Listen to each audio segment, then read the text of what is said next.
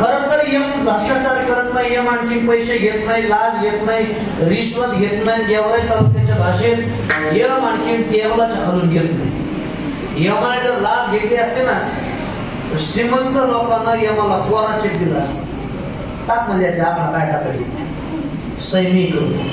संपत्तीला पाहून यम घाबरत नाही. आणि 3, तुमच्या विद्वत्तेला पाहून यम घाबरत नाही. विद्वत्ता म्हणजे हुशार, चतुर, चाणाक्ष. तुम्ही कितीही चाणाक्ष असू द्या, तुमच्या विद्वत्तेला पाहून यम घाबरत नाही. तुम्हाला 3 उदाहरण सांगतो म्हणजे तुम्हाला अचूक लक्षात. गुजरात नावाचं राज्य आपल्या भारत देशामध्ये प्रसिद्ध राज्य आहे, सगळ्यांनाच माहिती आहे गुजरात. त्या गुजरात राज्यामध्ये गौरव गांधी नावाचे डॉक्टर झाले. तुम्ही माझ्याकडे बघत राहा, तिथे येऊ. गुजरातमध्ये गौरव गांधी नावाचे डॉक्टर झाले. डॉक्टर फक्त होते हृदयाचे, हृदयरोग स्पेशालिस्ट, फक्त हृदयाचे स्पेशलिस्ट होते. 16,000 लोकांचं बायपास ऑपरेशन ज्या डॉक्टरांनी केलं. कशाचं बायपास? हृदयाचं डॉक्टर ऑपरेशन केलं ना, पण त्याच डॉक्टरांना हृदय विकार आला आणि बोलत बोलत गौरव गांधी हृदयाचे डॉक्टर हृदय विकारानं निधन झालं. सर तुमच्या विद्वत्तेला पाहून येऊन घाबरत. दुसरं उदाहरण सांगतो. आपल्या भारत देशामध्ये डॉक्टर झाले, त्या डॉक्टरांचं नाव नीतू मांडके नावाचे. 80,000 लोकांचं बायपास ऑपरेशन त्यांनी केलं. स्वर्गीय बाळासाहेब ठाकरे यांच्यावरती सुद्धा त्यांनी ऑपरेशन केलं असे डॉक्टर नीतू मांडके डॉक्टर. पण त्याच नीतू मांडके डॉक्टरांना हार्ट अटॅक आला. त्यांनी शिष्याला सांगितलं मला ह्या गोळ्या दे, असं इंजेक्शन दे. आणि असं बोलत बोलत डॉक्टर वैकुंठवासी झाले. तुमच्या विद्वत्तेला पाहून येऊ घाबरत. आपल्याच बीड जिल्ह्यातलं सर्वात एक बोलकं उदाहरण आहे. आपल्या बीड जिल्ह्यामध्ये केज मतदारसंघ आहे, राखीव मतदारसंघ. आणि त्या केज शहरामध्ये डॉक्टर होऊन गेल्या. त्यांच्याकडे शासनाने खातं दिलं होतं, स्वर्गीय विमलताई गोंधळा. नाव सगळ्यांनाच परिचय आहे त्यांचं. त्यांच्याकडे खातं दिलं होतं आरोग्यमंत्री. खातं कशाचं? खुर्ची. आरोग्यमंत्री सगळं दवाखान्याचंच खातं होतं. पण त्यांना सुद्धा एका दीर्घ आजारानं जावं लागलं. तुमच्या विद्वत्तेला पाहून येऊन घाबरत नाही. सर्वात मोठं उदाहरण सांगतो म्हणजे तुमच्या लक्षात येईल. एका व्यक्तीनं ब्रह्मदेवाला वरदान मागितलं, त्याचं नाव हिरण्यकशिपू. त्याने सांगितलं देवा मला मरण नको. ब्रह्मदेवाने सांगितलं हे सोडून काही माग, कारण मीच मरणार आहे. मग त्यानं पर्यायी मार्ग निवडले, ऑप्शन निवडले. मला मरण स्त्रीकडून नको, पुरुषाकडून नको, नराकडून नको, मादीकडून नको, घरात नको, दारात नको, जमिनीवर नको, आकाशामध्ये नको, शस्त्रान नको, आसन नको, अग्नीकडून नको, पाण्याकडून नको. ब्रह्मदेवाने सांगितलं तथास्तु तथास्तु. ब्रह्मदेवाची पीए शेजारी बसले होते. पीए म्हणजे कोण? पीए चहापेक्षा टिकली करून पीए. पीएने विचारलं ब्रह्मदेव वरदान काय देता तुम्ही? घरात नाही, दारात नाही, जमिनीवर नाही, आकाशामध्ये नाही, शस्त्रान नाही, अस्त्रान नाही, जमिनीवर नाही, आकाशामध्ये नाही, स्त्रीकडून नाही, पुरुषाकडून नाही, अग्नीकडून नाही, पाण्याकडून नाही, शस्त्रान नाही, अस्त्रान नाही, तुम्ही मारताल कशी? ब्रह्मदेवाने सांगितलं याला फॉर्म भरू दे. त्याचा 4 तारखेला बरोबर निकाल लागला. 4 तारखेला निकाल. तो टेन्शन घेऊन नको म्हणले, बरोबर ईव्हीएम मशीन छान करतो याचा कार्यक्रम करून टाकतो.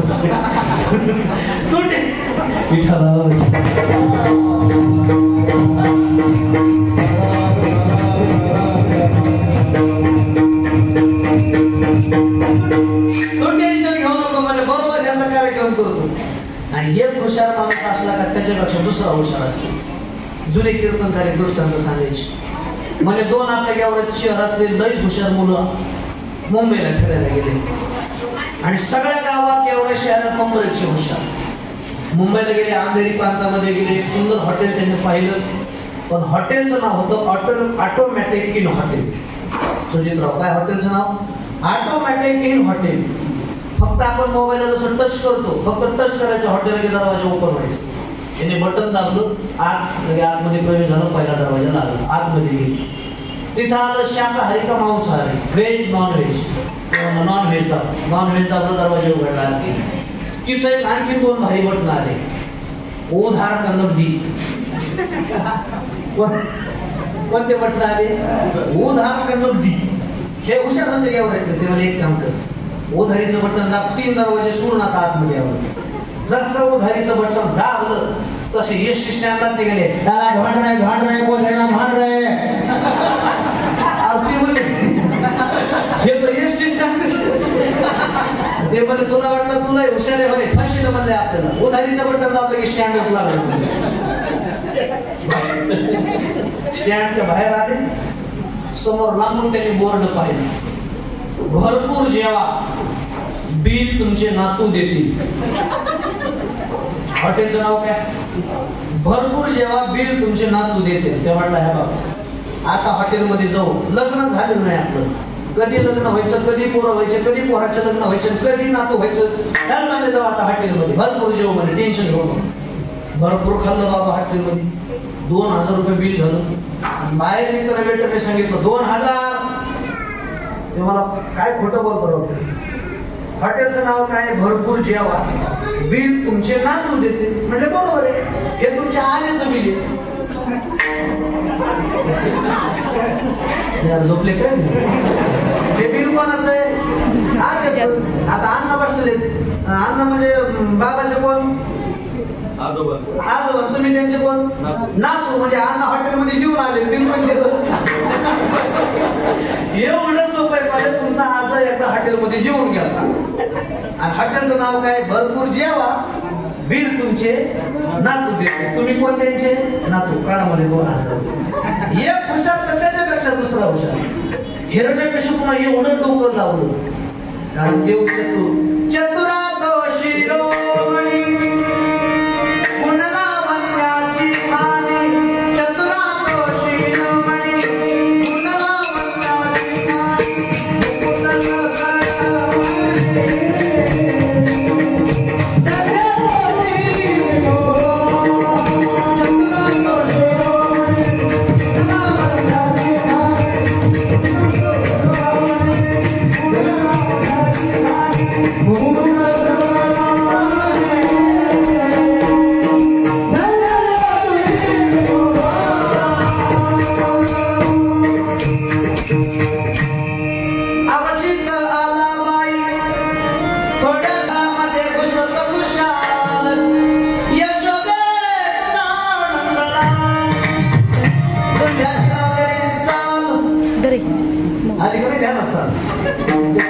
देवचतुर आहे ऐका पहिलं वर्णन काय स्त्रीकडून नाही पुरुषाकडून नाही भगवंताने त्याच्यासाठी स्पेशल अवतार घेतला त्या अवताराचं नाव नरसिंह अवतार अर्ध शरीर सिंहाचं घेतलं ना अर्ध शरीर पुरुषाचं घेतलं नरही नाही मागे पहिलं वर्णन दुसरं वर्णन घरात नाही दारात नाही दरवाजाच्या उंबऱ्यामध्ये धरला म्हणून आणखी नाही जुन्या म्हातारी आपल्या घरामध्ये उंबऱ्यामध्ये बसू देत नाही त्याचं कारण उंबऱ्यामध्ये धरला जमिनीवर नाही आकाशामध्ये स्वतःच्या मांडीवर घेतला दिवसा नाही रात्री नाही आई सूर्य मावळ्याच्या वेळेला धरला शस्त्राने नाही आसराने नाही नख हे शस्त्रामध्ये येत नाही आणि आसरामध्ये येत नाही टरा टरा हिरण्यकशिपू फाडला तुमच्या विद्वत्तेला पाहून येऊन लागलं नाही विठ्ठल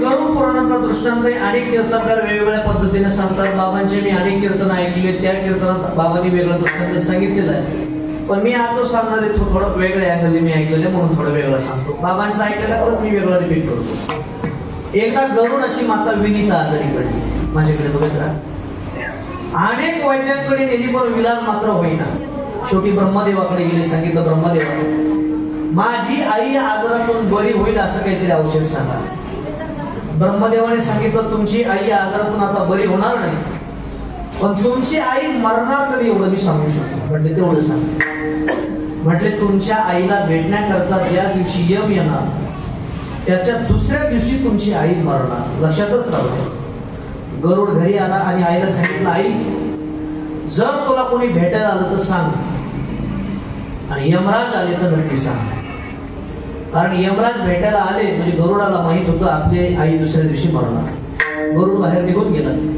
पण नेमका योगायोग असा गरुड बाहेर गेला आणि यमराज घरी आला तब्येतीची चौकशी केली गरुडाच्या आईची आणि जाता जाता यम गरुडाच्या आईकडे पाहून हसला हे पेशाला भेटायला येणारे लोक आहेत ना हे पॉझिटिव्ह असले पाहिजे पॉझिटिव्ह म्हणजे कोरोना पॉझिटिव्ह नाही, हे सकारात्मक विचाराचे असले पाहिजे.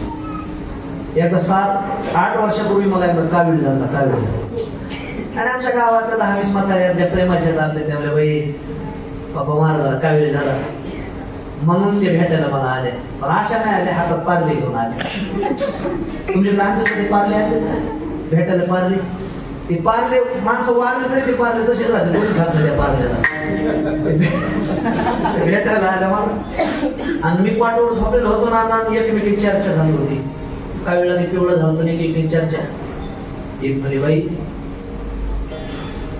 महाराज लस पिवळा झालाय, दुसरी म्हणली कावीळ झाला त्यांना हळू बोल. तिसरी म्हणली बाई कावीळ आजार लई भयंकर असतोय, माझ्या माहेरात असाच एक काल माणूस मी याला. कशाने? कावीळला हे मी ऐकलं, मला ओठ व्हाय टाकले मला घराच्या बाहेर. मला जगायला आली का वाचवायला आली का मला झाली म्हणलं. कोरोनाच्या काळात असेच काही पेशंट गेले. मला एक पेशंट भेटणारी एक स्कीम फार आवडली. लातूर जिल्ह्यातलं एक हॉस्पिटल आहे बाबा, आपल्या इथे जर कोणी डॉक्टर लोक असतील त्यांच्या कोणी ओळखीचं असेल तर ती स्कीम राबवा, फार चांगली स्कीम आहे. वाले साहेब कोणती स्कीम आहे बघा माझ्याकडे बघा. समजा उदाहरणार्थ मी एखाद्या हॉस्पिटलला ऍडमिट मी आणि पेशंट मला तुम्ही भेटायला आले, समजा नाना आले, अण्णा आले, जिजा आले, महाराज आले, 4 जण मला भेटायला आले. लातूर जिल्ह्यातली घटना आहे. डायरेक्ट पेशंटला भेटू दिलं जात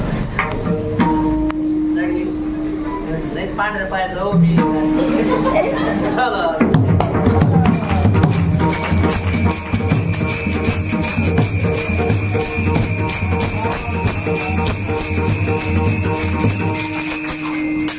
ऐकू येतं सगळं? नागपूर जिल्ह्यातलं हॉस्पिटल आहे का? मी जर ऍडमिट असेल 4 जण मला भेटायला आले बाबा, डायरेक्ट भेटून दिलं जात नाही. भली गर्दीच्या घरी तसं नाही, काउंटरला विचारायचं राऊत महाराजाला भेटायला जायचं. ते म्हणणार किती जण आहेत, आपण म्हणायचं 4 जण. बघा माझ्याकडे बरोबर 12 किती जण आहेत तुम्ही? 4 जण. मग म्हटले 500 रुपये द्या. किती रुपये? 4 किती झाले? आता 4 किती झाले? 2000. 2000 घ्यायचे, काउंटरला नाना जमा करायचे आणि मग पेशंटला भेटायला जायचे. पेशंटला भेटायला मग किती माणसं येऊ, 200 येऊ, 500 येऊ, 15 दिवसात भेटू द्यायचं, काय अडचण नाही. फक्त प्रत्येक पर माणूस 500 रुपये घ्यायचे. आणि पेशंटला मला समजा सुट्टी झाली आणि माझं बिल झालं असेल 1 लाख रुपये.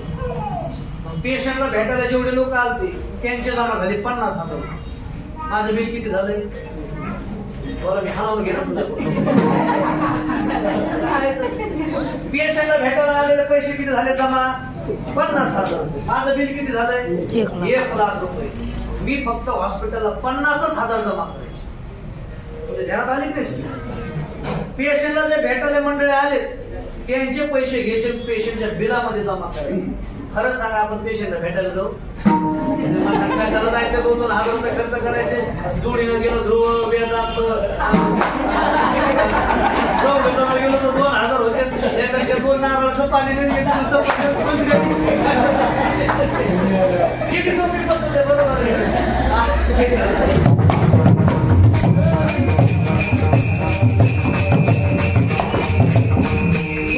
गरुडाच्या आईकडे पाहिलं, हसला आणि निघून.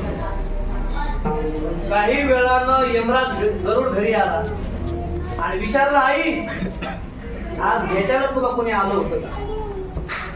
त्यावेळेला गरुडाने सांगितलं, आईने सांगितलं, हो राजा आज मला भेटायला यमराज आला. गरुडाच्या डोक्यामध्ये प्रकाश पडला, ज्या अर्थी माझ्या आईला आज भेटायला यम आला त्या अर्थी उद्या माझी आई म्हणणार. मी सांगतोय तुमच्या विद्वत्तेला पाहून येऊन घाबरत. गरुडानं आपल्या आईला पाठीवरती बसवलं. करोडो किलोमीटर अंतर असणाऱ्या एका हिमालयाच्या गुहेमध्ये आपल्या आईला नेऊन ठेवलं. आईला सांगितलं, आई एक दिवस अत्यंत महत्वाचा, एक दिवस जाऊन दे, दुसऱ्या दिवशी मी तुला घ्यायला येईल. शिळा लावून घेतली आणि गरुड पुन्हा खाली आले. एक दिवस महत्वाचा होता, तो दिवस निघून गेला. दुसऱ्या दिवशी आपल्या आईला घेण्याकरता ज्यावेळेला गरुड गेले त्यावेळेला गरुडाची आई गेलेली होती, निधन झालं होतं. खाली आणलं, सर्व क्रिया वगैरे पार पडल्या, आनंदामध्ये दुःखामध्ये पार पडल्या. आणि स्पेशल भेटण्याकरता कॉंग्रॅच्युलेशन म्हणून, अभिनंदन म्हणून गरुड महाराज यमराजाकडे. अभिनंदन म्हणजे का? तुमचं काम तुम्ही चोख बजावलं, याबद्दल तुमचं अभिनंदन करतो. फक्त मला एका प्रश्नाचं उत्तर द्या. ज्या वेळेला माझ्या आईकडे तुम्ही आला होता त्यावेळेला माझ्या आईकडे पाहून तुम्ही का असला होता? प्रश्नाचं मला उत्तर द्या. यमराजांनी सांगितलं मी सहज असतो. गरुडाने सांगितलं नाही. मोठे माणसं कधी सहज हसत नसतात. मोठे माणसं कधी सहज हसत नसतात आणि जे सहज हसत असतात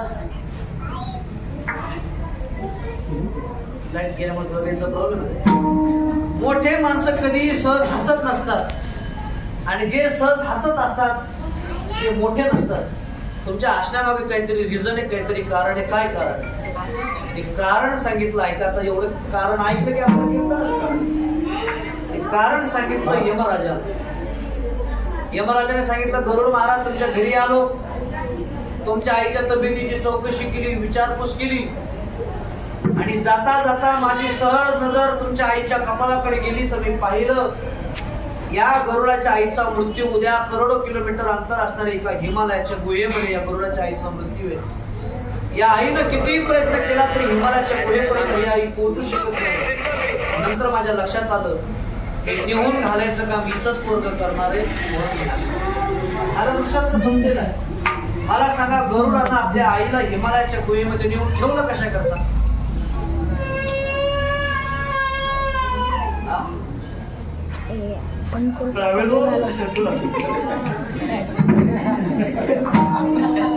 कशाला ठेवलं?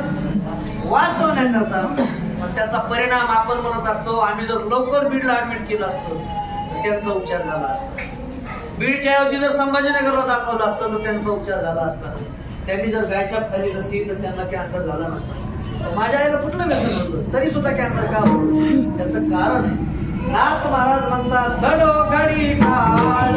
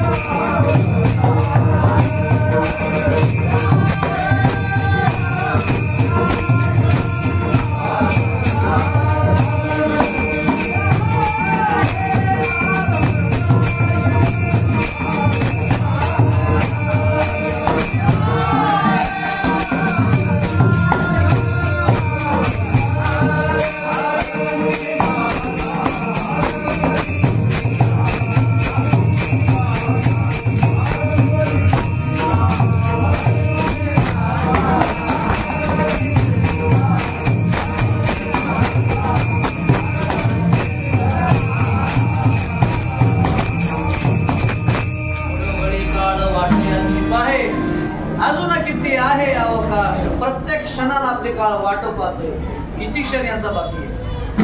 संत कालिदास म्हणतात या मृत्यू लोकांमध्ये माणूस मरतो हे काहीच नवल नाही.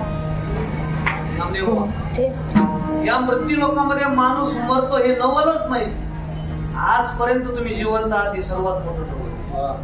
कारण या मृत्यू लोकांचं नावच आहे मृत्यू लोक. इथं कोण राहायला आले? येते ना युरो आले अवतार गिरते पामर जीवती जाणं प्रत्येकाला आहे. सांस रुक जाएगी चलते चलते, क्षमा मुझ जाएगी जलते जलते, दम निकल जाएगा रोशनी का क्या भरोसा है. तुला काही पाजत करले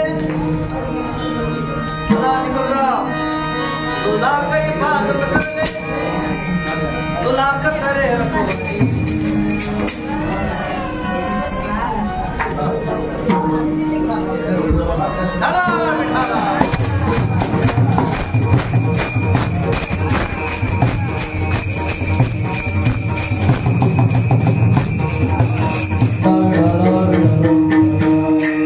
कबीर महाराज म्हणतात आवेगा सो जावेगा राजा रंग प्रगे, तुला काही पाजत करते तुला करे रखवारी, तुला काही पाजत करते लाख करे रखवारी, उड़ जाएगा एक दिन रहेगा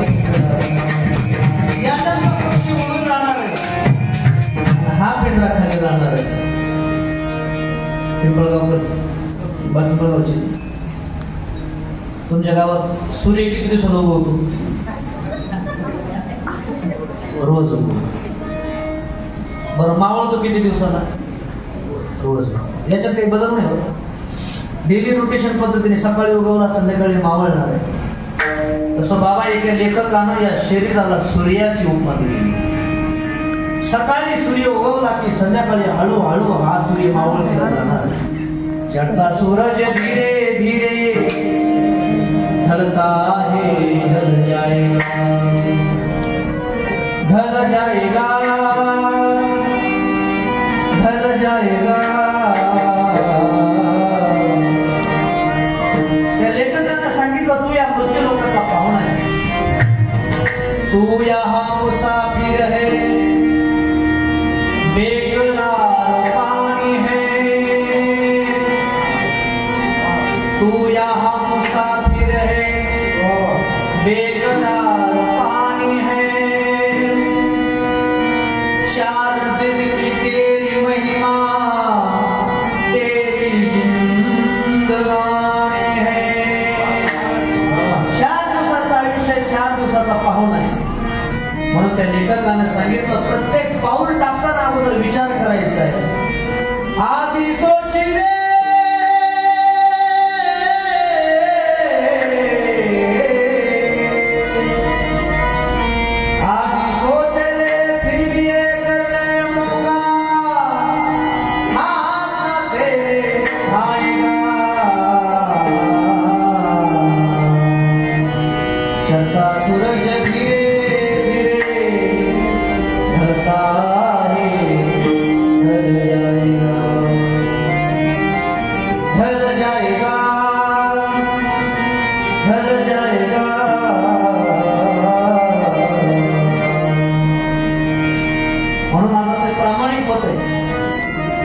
आपण मेल्यानंतर ज्याच्या कानावरती बातमी कळेल अमुक अमुक व्यक्ती गेला, त्याच वेळेला त्याच्या दोन्ही डोळ्यातून अश्रूच्या धारा सुरू झाल्या पाहिजे. एवढं काम माणसाचं चांगलं पाहिजे. कमीत कमी आपण मेल्यानंतर बीड जिल्हा रडावा, नाही रडला बीड गेवराई तालुका रडावा, नाही गेवराई तालुका रडावा, वार्ड सावकानगर तरी रडावा, वार्ड क्रमांक 1 तरी, शेजारचा तरी. पण आपण मेल्यानंतर सर्वात जास्त आनंद शेजारी होता. बरं झालं म्हणजे याला एकही सप्ताह नीट होऊन दिला, एकही ग्रामपंचायत बिलवर धरून दिले. बरं झालं म्हणजे मी याला ताप गेला दिल्लीला. जगणं चांगलं असावं. कबीर महाराज म्हणतात ज्यावेळेला आपण जन्माला आलो त्यावेळेला तुम्ही रडत होते आणि लोक हसत होते. जब हम पैदा हुए हम रोए जग हसे. पण मरताना असं मारा ऐसी करनी करी चलो, हम हंसे जग रोए चलिया, जीवे जी मरण सांगतात. बाबा फार सुंदर सांगतात, मला काही एवढं सांगता येणार नाही. पण ज्यावेळेला माझे माऊली ज्ञानोबा समाधीस्थ होत होते, एक हात निवृत्तीनाथ महाराजांना धरावर, एक हात साक्षात माझ्या पांडुरंग. देव